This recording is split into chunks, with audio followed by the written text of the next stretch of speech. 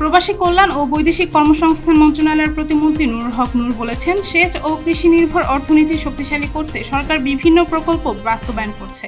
তিনি বলেন, শহীদ রাষ্ট্রপতি জিয়াউর রহমান 1977 সালে বাস্তবতার প্রেক্ষাপটে সেচ ও কৃষি উন্নয়নে যে উদ্যোগ নিয়েছিলেন, বর্তমান প্রধানমন্ত্রী তারেক রহমান সেই ধারাবাহিকতায় দেশের নদী, নালা ও খাল পুনরায় খননের নির্দেশনা দিয়েছেন।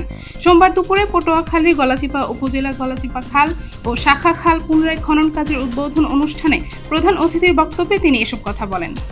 বাংলাদেশ পানি উন্নয়ন বোর্ডের বাস্তবায়নে দেশব্যাপী নদী, নালা, খাল ও জলধারা খনন ও পুনরায় খনন কর্মসূচির আওতায় এই কাজ শুরু হয়।